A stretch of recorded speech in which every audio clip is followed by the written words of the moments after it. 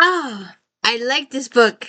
I like this book. I liked it a lot. It was good. Very suspenseful, very twisty turny, very mistressy. It had a little romance on the side. It wasn't too much. It wasn't, in your face type situation. Um, it was on the side. And I like the fact that my characters were up front. Um, Welcome to the D. Louise book series. I'm Christina Kristina. This is where we read books, talk about books, no special effects going on here, just reading books, talking books. And we're getting ready to take everything down in a couple days. But if you can, please check out Flashback Mondays every Monday.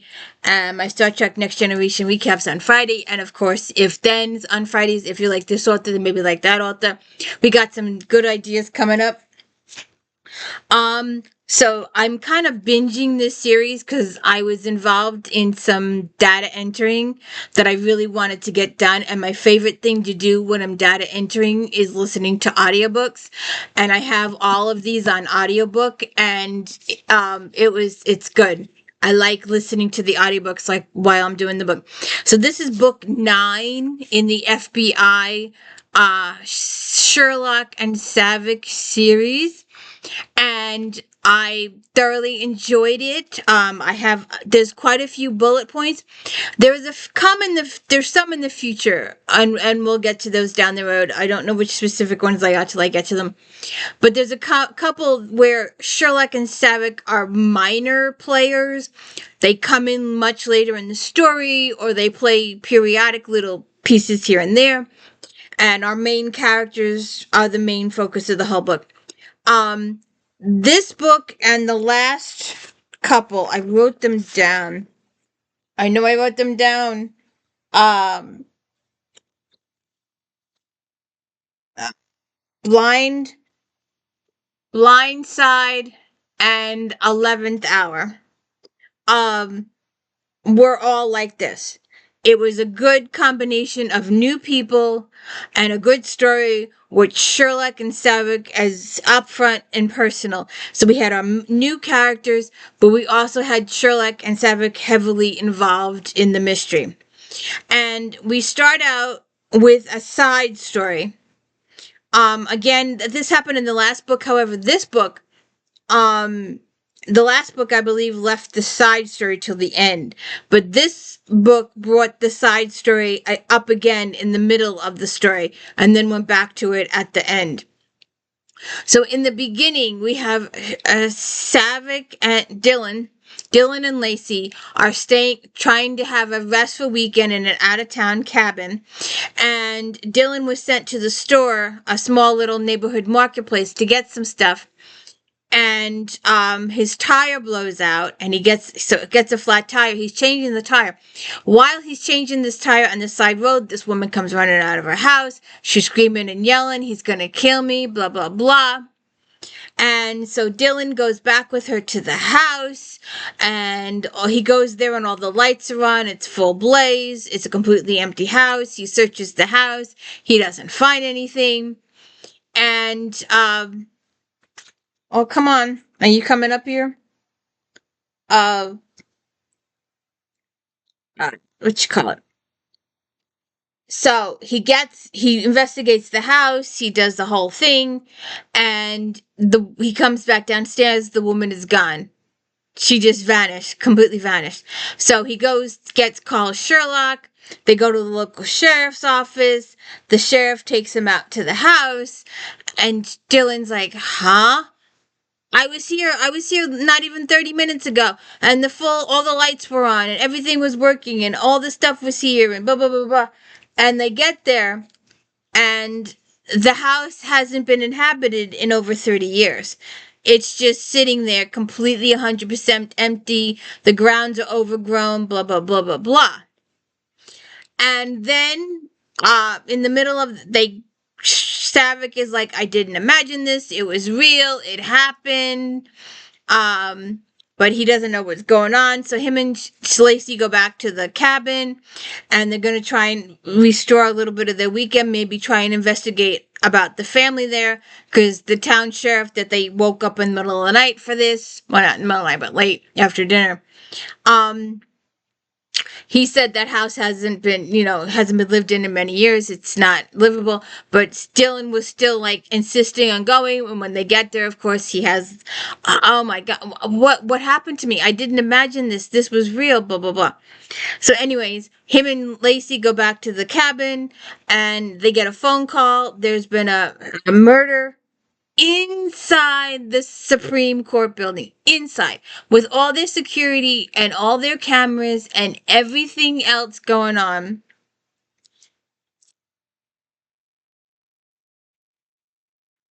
Here's my little star. Uh, this guy, a Supreme Court justice, gets murdered, and stuff hits the fan. One guard had gone out for a smoke break and gets clobbered, and the murderer takes the guard's clothing, goes in, murders the Supreme Court justice guy, and leaves without a trace. No one saw him. No one saw anything. No one knows anything. No one understands why he was murdered. And I do have a small pet peeve because, I won't, I'll let you read that for yourself. I will spoil most of the book, but I won't spoil the ending about the whodunit. There is an additional twist, and I didn't like that it wasn't addressed. The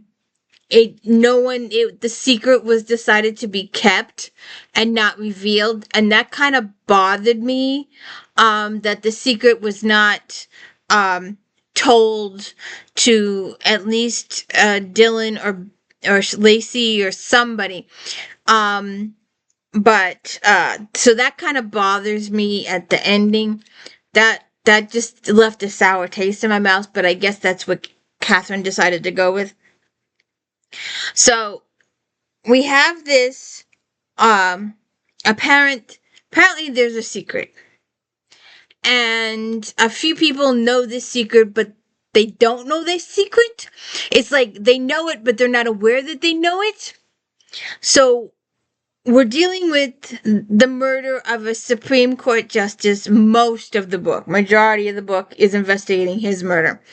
And one of the clerks has a light bulb moment and goes, "Oh my God, I know this."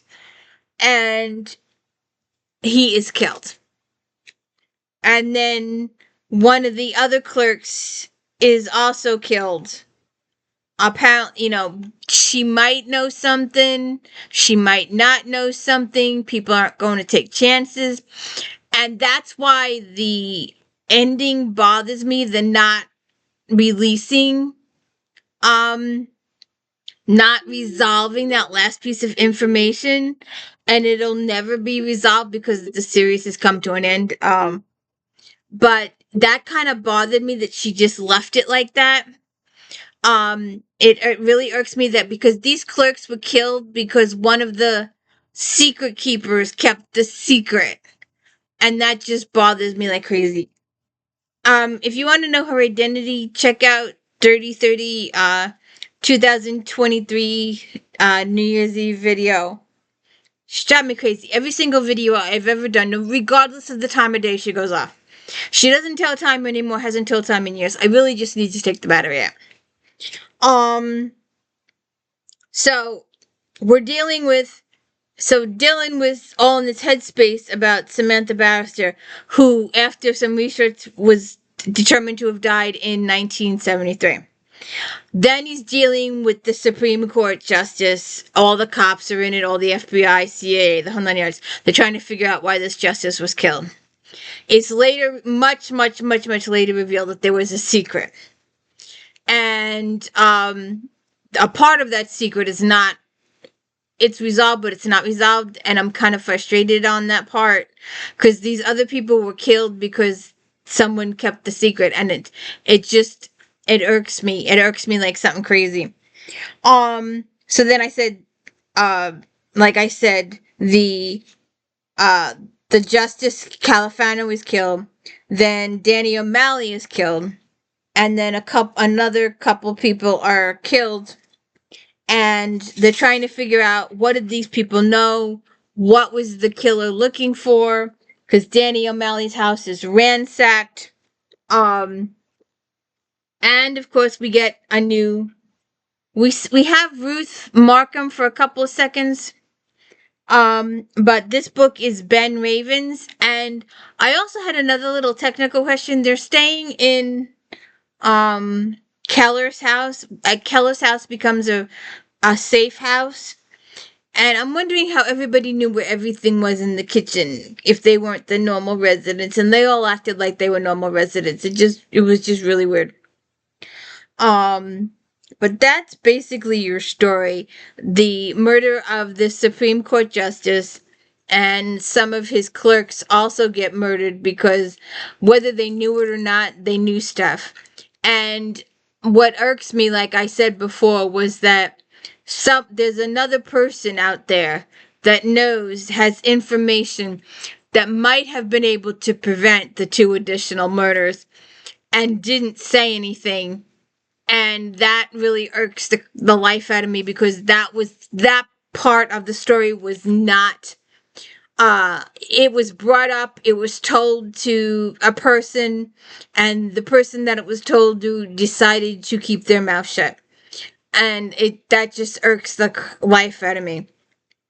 But other than that, it was a really good book, and the twisty turnies, the barrister, the murder of the lady that Dillon had seen or visited in the beginning of the book is revisited in the middle of the story with them finding, and they end up tracing the family tree, and they find the son who is all of a sudden having some mental difficulties, and there ends up being a little bit of a hostage situation, and that gets resolved. But so then they're focusing with that, they're talking to the kid, and they're working through those issues, and then they get back into the Supreme Court case. So it's you got some twists and turns. You didn't see the thing with the kid, it came out in left field. So, you were going along on this justice. All of a sudden, there's a twist, and Sherlock and Savick get thrown into the kid thing, and then they handle the kid thing temporarily, and then they try to handle the Supreme Court thing. There's another little twist, another attempted murder, and once all that gets resolved, there's another twist that this person knew the secret and they didn't tell, and that's the one that's gonna irk me for the rest of this, for and a couple days anyway. It's gonna irk the life out of me. So, who murdered the Supreme Court justice? Who murdered his clerks, and why were they murdered? And what happened to Miss Samantha Barrister in 1973? Her murder was never solved. Who did it? I was thinking it was person A most of the book. And even though it wasn't addressed or anything, Missy over here. Yes, ma'am. Uh, but the twisty turny there too. The whole time you're going and you're thinking it's got to be this person. It has to be this person because the kid had the reaction that they had, and there's a big twist, and it turns out to be somebody else. But so I'm thinking it was person A and it was person B.